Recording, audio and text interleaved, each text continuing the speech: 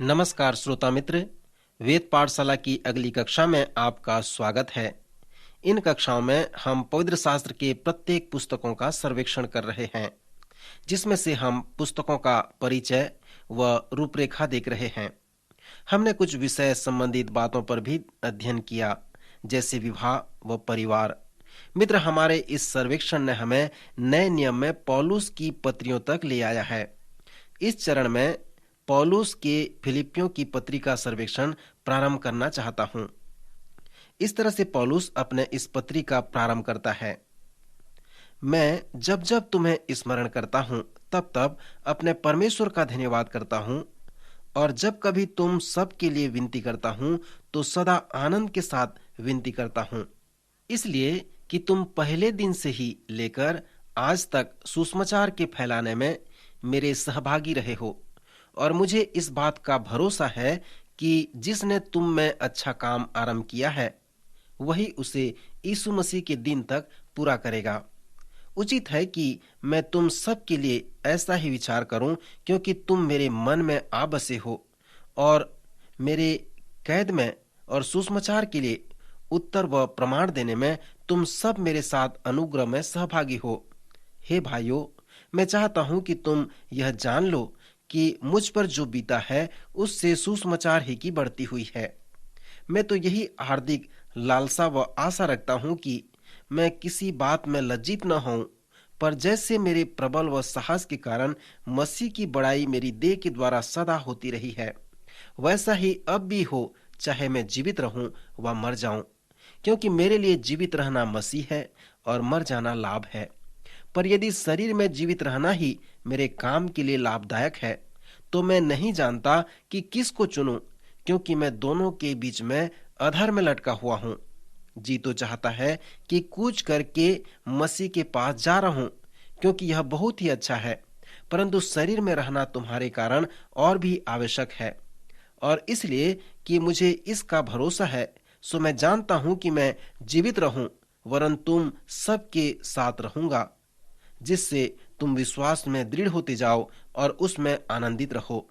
केवल इतना करो कि तुम्हारा चाल चलन मसीह के सुसमाचार के योग्य हो, कि चाहे मैं तुम्हें आकर देखूं, चाहे न भी आऊं, तुम्हारे विषय में यह सुनूं कि तुम एक ही आत्मा में स्थिर हो और एक चित होकर सुसमाचार के विश्वास के लिए परिश्रम करते हो। मित्र, क्या आपको स्मरण है कि फिलिपियों की कलीसिया का निर्माण किस प्रकार हुआ, जो प्रेरितों के काम के 16वें अध्याय में पाया जाता है। पौलुस के स्वर्गीय दर्शन के परिणाम के द्वारा फिलिपियों की कलीसिया का निर्माण हुआ, जहां पर मकीदुनिया से एक मनुष्य ने कहा कि आओ और हमारी सहायता करो। पौलुस अपनी योजना के अनुसार एशिया जाना चाहता था, परंतु इस दर्शन ने उसके योजना को बदल दिया और वह मकीदुनिया को चला गया। इस दर्शन के द्वारा सुसमाचार प्रचार करने से यूरोप में कार्य हुआ।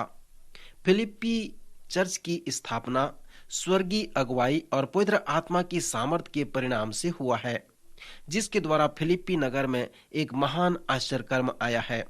जब पौलुस और सिलास को बंदी बनाकर बंदीगृह में रख दिया गया, और जब वहां पर एक बड़ा भूईडोल हुआ और दरवाजा अपने आप खुलने लगा, बंदीगृह की नींव हिल गई और सबके बंधन खुल गए। सो यही महान घटना से फिलिपियों की कलीसिया का निर्माण हो सका। जब पौलुस फिलिप्पी को छोड़कर चला गया, तब वही कलीसिया उसका एक रोचक कलीसिया बन गया। पौलुस व इस कलीसिया के बीच एक महान प्रेम था। कक्षा के प्रारंभ में मैंने इस पद को पढ़ा था कि पौलुस ने फिलिप्पी की कलीसिया को किस प्रकार संबोधित किया। उसने अपने प्रेम को इस प्रकार प्रकट किया है कि यह उचित है कि मैं तुम सब के लिए ऐसा ही विचार करूं, क्योंकि तुम मेरे मन में आ बसे हो, और मेरी कैद में और सुसमाचार के लिए उत्तर व प्रमाण देने में तुम सब मेरे साथ अनुग्रह में सहभागी हो। पौलुस व फिलिप्पी की कलीसिया के मध्य जो शब्द है, वह संगति है। परमेश्वर के वचन की संगति। पवित्र शास्त्र के अनुसार कलीसिया एक महान संस्था है, जहां से अन्य सदस्यों की उत्पत्ति होती है। अनेक कलीसिया इस बात को नहीं जानते, परंतु प्रत्येक कलीसिया का क्या कार्य है कि वे उस महान आदेश को पूरा करें और संसार के उन खोए हुए लोगों तक उस महान सुसमाचार को लेकर फैलाएं। प्रेरितों के काम और कुरिन्थियों की पत्री के सर्वेक्षण में मैंने कहा था कि कुछ देखी हुई उंगलियों के निशान हैं जो अनदेखे सत्य को प्रमाणित करते हैं। विश्वव्यापी कलीसिया स्थानीय कलीसिया के कुछ लोगों के मध्य में कार्य करती है। मैंने आपसे कहा था कि अंगूठे का निशान अर्थात अनदेखी कलीसिया देखी हुई कलीसिया को प्रमाणित करती है। स्थानीय कलीसिया सुसमाचार प्रचार करती है, बाहर जाती है। फिर अंगूठे के बाद वाली उंगली शिक्षा है, फिर बीच का उंगली संगति है, फिर चौथी उंगली मसीह के प्रेम को प्रमाणित करती है जो कलीसिया का सिर और आराधना है। फिर छोटी उंगली प्रार्थना को प्रस्तुत करती है कि सब बाएं हाथ के उंगली हैं। फिर दाहिने हाथ के उंगली में अंगूठा एकता को प्रस्तुत करता है, क्योंकि कलीसिया के सभी सदस्यों में एकता होनी चाहिए। फिर अगली उंगली असमानता को प्रस्तुत करता है। बीच की उंगली बहुसंख्या को दर्शाता है, क्योंकि कलीसिया को इसलिए बनाया गया है कि वह दल के रूप में कार्य करे। कलीसिया के सभी आत्मिक वरदान व सेवकाई कलीसिया के सभी सदस्यों को सौंपी गई है। फिर अगली उंगली समानुभूति को प्रस्तुत करती है या कलीसिया के सदस्यों के प्रेम को एक दूसरे के लिए प्रस्तुत करती है। फिर छोटी उंगली समानता को बताती है कि परमेश्वर की दृष्टि में कलीसिया के सभी सदस्य महत्व में समान हैं। जैसे आप अनदेखी कलीसिया के देखी हुई उंगलियों के निशान पर ध्यान करते हैं, तो जैसे मैंने उन्हें पुकारा हूं, उन उंगलियों के निशानों के द्वारा फिलिप्पी की कलीसिया को तौल कर देखें। और जब आप ऐसा करेंगे तो पाएंगे कि फिलिप्पी की कलीसिया पौलुस की एक आदर्श कलीसिया है। फिलिप्पी की कलीसिया पौलुस के लिए एक नमूने का कलीसिया है, क्योंकि यह एक मिशनरी कलीसिया है। वह बहुत प्रभावशाली रूप से कार्य करने वाली कलीसिया है। यदि आप फिलिप्पी के पहले अध्याय पर ध्यान करेंगे तो आप ये जानने पाएंगे कि पौलुस ने कितने बार यीशु मसीह के सुसमाचार के विषय में बताया है। पौलुस के अन्य पत्रियों से यह पत्री भिन्न है। हमने रोमियो की पत्री का सर्वेक्षण किया जो धर्म विज्ञान का श्रेष्ठ ग्रंथ रत्न है। पहला कुरिन्थियों का सर्वेक्षण किया जो पास्तरी श्रेष्ठ ग्रंथ रत्न है। दूसरा कुरिन्थियों में हमने पौलुस की सेवकाई के श्रेष्ठ ग्रंथ को देखा। इफिसियों की पत्री में हमने कलीसिया के विषय में महान शिक्षा का सर्वेक्षण किया। पर अब जब फिलिपियों की पत्री का सर्वेक्षण करते हैं तो उस पत्री का सर्वेक्षण करते हैं जो शिक्षा देने का पत्र नहीं है, परंतु पौलुस की पत्री फिलिप्पी की कलीसिया के लिए एक प्रेम पत्र है। फिलिपियों के लिए उसकी पत्री एक सुंदर, प्रेरणादायक, धन्यवाद देने वाला पत्र है, क्योंकि फिलिप्पी की कलीसिया ने पौलुस को सहयोग दिया था। यद्यपि वे सहयोग देने के योग्य नहीं थे, फिर भी उन्होंने सहयोग किया। पौलुस ने कुरिन्थियों, इफिसियों, थिस्सलुनीकियों से सहयोग नहीं लिया, क्योंकि वह ये विश्वास नहीं करता था कि वे आत्मिक रूप से मजबूत हैं और वे सही मन से देंगे। इसलिए पौलुस जब उन स्थानों में था तो वह तंबू बनाया करता था और उनसे सहयोग नहीं लेता था, परंतु जब पौलुस उन शहरों में लोगों के मध्य सेवकाई किया करता था तब फिलिप्पी की कलीसिया उसका सहयोग किया करती थी। इफिसियों, फिलिपियों, कुलुसियों और फिलेमोन की पत्री को पौलुस ने रोम के बंदीगृह से लिखा है, इसलिए ये पत्रियां जेल की पत्रियां कहलाती हैं। दूसरा तीमुथियुस भी जेल की पत्री है। पौलुस को रोम के बंदीगृह में 2 बार का अनुभव है। प्रथम बार में उसे सही रूप से रखा गया था, परंतु दूसरी बार में उसे यातनाएं सहनी पड़ी। सो दूसरे तीमुथियुस की पत्री को उसने जेल के दूसरे अनुभव में लिखा है और फिर जेल के इस दूसरे अनुभव के अंत में उसका सिर काट दिया गया। सो पौलुस की 5 पत्रियां हैं और जेल से लिखी गई हैं। सो जब वह फिलिपियों को जेल से पत्र लिखता है तो वह उन्हें धन्यवाद कहता है। फिलिप्पी के लोग एक बार फिर से पौलुस के पास उपहार भेजते हैं और जब वह उनके उस उपहार के लिए धन्यवाद करता है तो वह कहता है कि उसे किसी से उपहार पाने की इच्छा नहीं है, परंतु उसकी इच्छा है कि उनके लेखे में वो फल बना रहे। पौलुस जानता था फिलिपियों को उनके उपहार के लिए परमेश्वर उन्हें प्रतिफल देगा। इस पत्री के 4 अध्याय में पौलुस फिलिपियों को उनके उपहार के लिए धन्यवाद देता है और कहता है कि जो वस्तुएं तुमने मेरे पास भेजी थीं उन्हें पाकर मैं तृप्त हो गया हूं, वह तो सुगंध और ग्रहण करने के योग्य बलिदान है जो परमेश्वर को भाता है। श्रोता मित्र, जैसे आप इस पत्री को पढ़ते हैं जो फिलिपियों के लिए पौलुस का एक प्रेम पत्र है, तो उस पर ध्यान करें। पौलुस ने इफिसियों को सिखाया था कि कैसे वे मसीह में जीवन बिताएं, पर यहाँ फिलिपियों की पत्री में उसने एक महान उदाहरण दिया है। मसीह के अनुयायी होने के नाते वे किस प्रकार जीवन व्यतीत करें। पहले अध्याय का विषय है कि मसीह के जैसा जीवन व्यतीत करें। फिर दूसरे अध्याय में वह हमसे कहता है उसके नमूने के विषय में, उसके स्वभाव में जीवन बिताने के विषय में बताता है। पौलुस ने अनेक उदाहरण भी दिए हैं कि कैसे लोगों ने मसीह के स्वभाव के जैसा जीवन व्यतीत किया। सर्वप्रथम वह मसीह के उदाहरण को देता है, फिर वह अपने आप को उस उदाहरण में लाता है और वह अपने विषय में बताने के लिए संकोच नहीं करता और कहता है कि यदि तुम मसीह के जैसा जीवन बिताने के विषय में जानना चाहते हो तो मेरे पास आओ और मेरे साथ जीवन व्यतीत करो। उसने कहा कि परमेश्वर के अनुग्रह से मैं मसीह के उदाहरण का चेला हूँ।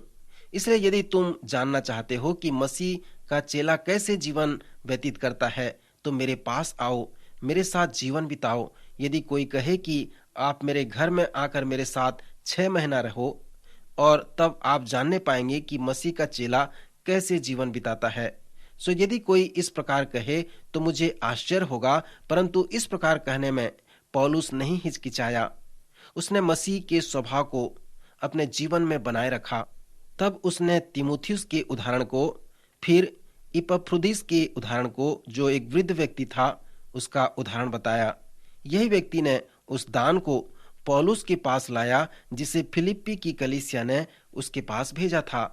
तीसरे अध्याय में पौलुस ने मसीह में जीवित रहने के उद्देश्य व इनाम के विषय में बताया है। इस अध्याय में उसने अपने जीवन परिवर्तन के अनुभव को भी बताया है जो दमिश्क के मार्ग में उसका जीवन बदला था।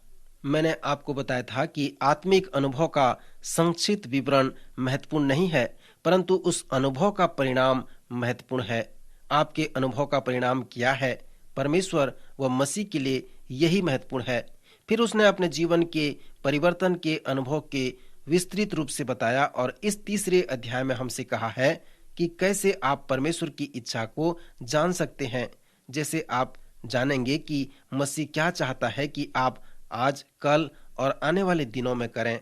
फिर उसने कहा कि कैसे आप उस इनाम को प्राप्त कर सकते हैं जिसे परमेश्वर ने आपके लिए रखा है। उसने कहा है, मैं निशाने की ओर दौड़ा चला जाता हूं ताकि वह इनाम पाऊं जिसके लिए परमेश्वर ने मुझे मसीह यीशु में ऊपर बुलाया है।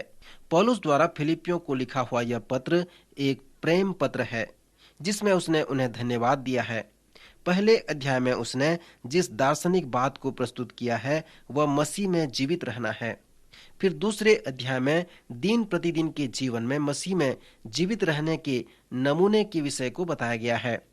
तीसरे अध्याय में उसने अपने जीवन के मन परिवर्तन के अनुभव और उसके परिणाम को बताया है कि यीशु से मिलने के बाद उसके जीवन का खाली स्थान किस प्रकार पूर्ण हो जाता है। जिस दिन से उसका जीवन परिवर्तन हुआ और जिस दिन से उसे प्रभु यीशु से प्रश्न पूछा गया कि प्रभु तू क्या चाहता है कि मैं करूं, तो उसका उद्देश्य मसीह का सा हो जाता है। दूसरे शब्दों में कहें तो कैसे परमेश्वर की इच्छा को जानने पाऊंगा? कैसे आप जान सकते हैं कि यीशु क्या चाहता है कि आज, कल और आने वाले दिनों में वो कार्य कर सके? इसके साथ साथ इस तीसरे अध्याय में उसने बताया है कि कैसे उस इनाम को मैं प्राप्त करूं जिसके लिए परमेश्वर ने मुझे मसीह यीशु में ऊपर बुलाया है। चौथा अध्याय एक व्यवहारिक अध्याय है जिसे हम मसीह में जीवित रहने का नुस्खा कह सकते हैं। इसका विषय उसने शांति कहा है। सब लोग शांति का मन चाहते हैं। पौलुस मसीह में जीवित रहने के विषय में जो केंद्र को बनाया है वो शांति का केंद्र है। व्यक्तिगत शांति के लिए पौलुस ने यहाँ लगभग 16 शर्त को प्रस्तुत किए हैं। यह चौथा अध्याय न केवल शांति के साथ जीवन व्यतीत करने का नुस्खा है, परंतु यह मसीह में जीवन व्यतीत करने का भी नुस्खा है। यदि आप अपने जीवन में शांति पाना चाहते हैं तो इस चौथे अध्याय को सावधानी के साथ मनन करें। पिछले चरण में मैं इस पत्री की रूपरेखा व परिचय को बताया था। इस चरण में मैं चाहता हूं कि इस पत्री का सर्वेक्षण एक एक अध्याय करके करूं। पहले अध्याय के 20 व 21 पद में पौलुस ने मसीह में जीवित रहने के उदाहरण को प्रमाणित किया है। उसने कहा कि मैं तो यही हार्दिक लालसा और आशा रखता हूं कि मैं किसी बात में लज्जित न हूं, पर जैसे मेरे प्रबल साहस के कारण मसीह की बड़ाई मेरी देह के द्वारा सदा होती रहे, वैसे ही अब भी हो, चाहे मैं जीवित रहूं व मर जाऊं, क्योंकि मेरे लिए जीवित रहना मसीह है और मर जाना लाभ है। प्रत्येक के पास दार्शनिक जीवन है। आप सोचते होंगे कि आप दार्शनिक में रुचि नहीं रखते, परंतु सभी लोग इसमें रुचि रखते हैं। दार्शनिक ही वो तरीका है जिसके द्वारा आप मसीह के इस प्रश्न का उत्तर देते हैं कि आप वस्तुओं को कैसे देखते हैं। मत्ती के 6वें अध्याय के पहाड़ी उपदेश में यीशु ने हमसे कहा कि या तो हमारे पास ज्योति से भरा हुआ देह होगा या फिर अंधकार से भरा हुआ देह होगा। सो यह इस पर निर्भर करता है कि हम वस्तुओं को कैसे देखते हैं। यीशु ने कहा कि शरीर का दिया आंख है, अर्थात जीवन का बाहरी रूप, या फिर जिस तरह से हम वस्तुओं को देखते हैं। आपके जीवन में जो साधन ज्योति या अंधकार को लेकर आता है, वो आपका बाहरी देखना है। सो आप वस्तुओं को कैसे देखते हैं? इस प्रश्न का उत्तर आपका दार्शनिक जीवन है। मसीह के चेले होने के नाते क्या आपके पास दार्शनिक जीवन है? पौलुस के अनुसार मसीह का अनुयायी होना आपके अपने ऊपर निर्धारित है। जब उसने इस पत्री को लिखा तब वह जेल खाने में था। उसे ये मालूम नहीं था कि कैसे यह बदल जाएगा। परंपरा बताती है कि पौलुस रोम के इस कोठरी में बंदी के बाद भी जीवित रहा और वह स्पेन तक जाकर सेवकाई किया और इफिसुस होते हुए वापस आया, जहां पर उसे फिर से बंदी बना लिया गया। फिर उसे रोम में ले लिया गया। वहां उसे यातनाएं दी गई और वहीं उसका सिर काट दिया गया। जैसे पौलुस ने इस पत्री को जेल से लिखा, तब उसे ये मालूम नहीं था कि वह उसे जेल खाने से बाहर आ पाएगा या नहीं आ पाएगा। ये नहीं जानता था। इसलिए मसीह में जीवित रहने के दार्शनिक विषय को उसने बताया है। उसने लिखा है कि मेरी देह के द्वारा सदा मसीह की बड़ाई होती रहे, चाहे मैं जीवित रहूं व मर जाऊं, चाहे मैं स्वतंत्र रहकर या बंदीगृह में रहकर कैद रहूं, चाहे मैं स्वस्थ रहूं या बीमार रहूं, परंतु मसीह की बड़ाई मेरे देह के द्वारा होती रहे। ये सब परमेश्वर के नियंत्रण में हो। मेरे देह के द्वारा मसीह की बड़ाई कैसी होगी, ये उसके नियंत्रण में है। क्योंकि जब मैं बीमार हूं, तब मैं इस प्रकार प्रार्थना करूंगा कि प्रभु इस बीमारी के मध्यम भी तेरी कैसी बड़ाई कर सकूं। जब मैं स्वस्थ रहूं, तब मैं इस प्रकार प्रार्थना करूंगा कि परमेश्वर मेरे इस स्वस्थ देह के द्वारा कैसी तेरी महिमा होगी। जब मैं स्वतंत्र रहूं, तब मैं प्रार्थना करूंगा कि प्रभु कैसे मैं अपनी स्वतंत्रता को तेरी महिमा के लिए उपयोग करूंगा। जब मैं जेल खाने में रहूं, तो मैं प्रार्थना करूंगा कि परमेश्वर कैसे तू मुझे इस जेल खाने में उपयोग करेगा, जिससे तेरी महिमा हो सके। यदि मैं जीवित रहूं, तो मैं मसीह के लिए जीवित रहूंगा, क्योंकि मेरे लिए जीवित रहना मसीह है। मेरे जीवित रहने का एक ही उद्देश्य है कि मसीह की बड़ाई हो। यदि मैं मरूं, तो अपनी मृत्यु द्वारा मसीह की बड़ाई करूं, क्योंकि मेरे लिए जीवित रहना मसीह है और मर जाना लाभ है। फिर पौलुस हमसे कहता है, पर यदि शरीर में जीवित रहना ही मेरे काम के लिए लाभदायक है, तो मैं नहीं जानता कि किसको चुनूं। जी तो चाहता है कि कूच करके मसीह के पास जाकर रहूं, क्योंकि यह बहुत ही अच्छा है। परंतु शरीर में रहना तुम्हारे कारण और भी आवश्यक है, और मुझे भरोसा है कि मैं जीवित रहूंगा, वरन तुम सबके साथ रहूंगा, जिससे तुम विश्वास में दृढ़ होते जाओ और उसमें आनंदित रहो। सो मित्र, मसीह के अनुयायियों का जो मसीह में होकर जीवन व्यतीत कर रहे हैं, उनका यह दार्शनिक विचार है। जब मसीह का अनुयायी जैसे पौलुस के विश्वास को देखता है, तो मसीह में जीवित रहने के उसके उमंग को हम देख सकते हैं। ये सब कुछ सुसमाचार शब्द से आधारित है। फिलिपियों के पहले अध्याय में पौलुस सुसमाचार की बढ़ती के लिए बातें करता है। वह फिलिपियों को लिखा और उन्हें पता चला कि वह फिर से बंदीगृह में है। उसने लिखा है, हे भाइयों, मैं चाहता हूं कि तुम यह जान लो कि मुझ पर जो बीता है उससे सुसमाचार ही की बढ़ती हुई है और शेष सब लोगों में यह प्रकट हो गया है कि मैं मसीह के लिए कैद हूं और प्रभु में जो भाई हैं उनमें से बहुधा मेरे कैद होने के कारण हियाव मानकर परमेश्वर का वचन निधड़क सुनाने का और भी हियाव करते हैं। कितने तो डाह और झगड़े के कारण मसीह का प्रचार करते हैं और कितने भली मनसा से। कई एक तो यह जानकर कि मैं सुसमाचार के लिए उत्तर देने को ठहराया गया हूं प्रेम से प्रचार करते हैं और कई एक तो सीधाई से नहीं पर विरोध से मसीह की कथा सुनाते हैं, यह समझकर कि मेरी कैद में मेरे लिए क्लेश उत्पन्न करें। सो क्या हुआ? केवल यह कि हर प्रकार से, चाहे बहाने से चाहे सच्चाई से, मसीह की कथा सुनाई जाती है और मैं इससे आनंदित हूं और आनंदित रहूंगा भी। इस प्रकार हम देखते हैं कि फिलिप्पी के कुछ भाई भली मनसा से प्रचार करते हैं क्योंकि पौलुस उस समय कैद में था और प्रचार नहीं कर पाता था। कलीसिया का कार्य व सेवा विज्ञान के उस प्रयोगशाला की तरह है। मसीहियत उस विज्ञान प्रयोगशाला की तरह है। आप उस उपदेश को बिना प्रयोग के नहीं ले सकते। जब आप रविवार को आराधना में जाते हैं तो वह आपके लिए मात्र एक उपदेश है, परंतु जब आशीष वचन दिया जाता है और जब आप बाहर आते हैं और जब उस उपदेश को अपने समस्या में लागू करते हैं तो वह आपका प्रयोगशाला हो जाता है। सो इस पत्री का जो महत्व है वो मसीह में जीवित रहना है। इस पत्री का पहला अध्याय भी उस सत्य को प्रकट करता है कि मसीह में जीवन बिताना खेल के दल के जैसा है। परमेश्वर उच्च नाम रखने वाले पास्टर नहीं चाहता जो बड़ी कलीसिया का पासबान बने। यह तो अच्छा है, परंतु उससे भी अच्छा है कि परमेश्वर अपने भक्तों के द्वारा, विश्वासियों के द्वारा सेवा के कार्य को पूरा करवाता है। जब कलीसिया के सब विश्वासीगण इस बात का अनुभव करें कि कलीसिया का क्या कार्य है, सभी कलीसिया को जो सौंपी गई है, तो महान आदेश को हम पूरा करने पाएंगे और मसीह की कलीसिया उसी प्रकार होगी जैसा वो चाहता है। सो जब पौलुस कहता है कि मैं जेल में हूं तो उसका मतलब यही है। अब सब पवित्र लोग सेवा कर रहे हैं।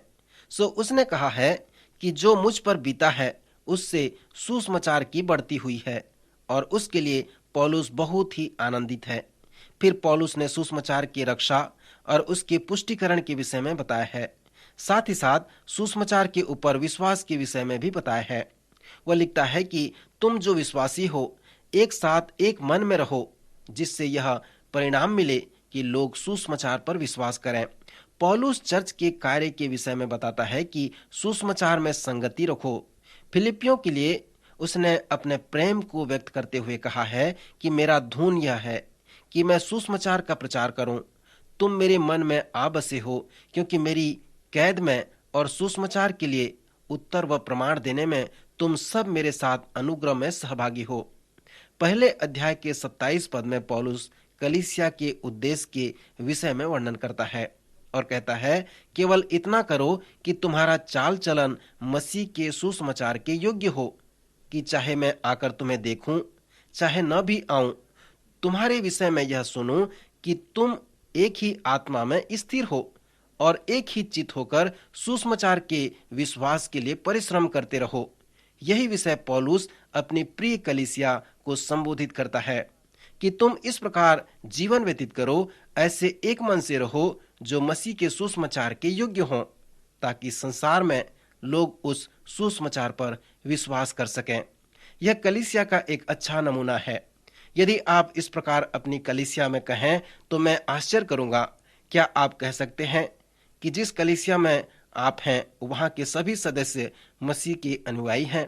यदि आप इसके विषय में विचार करें तो आप जानने पाएंगे कि जब तक वो मसीह के सच्चे अनुयायी नहीं हैं तो कलीसिया से उनका कोई मतलब नहीं है। कलीसिया शब्द का अर्थ है बुलाए हुए लोग। वे मसीह की संगति में बुलाए हुए हैं और उसके बुलाहट को स्वीकार करते हैं।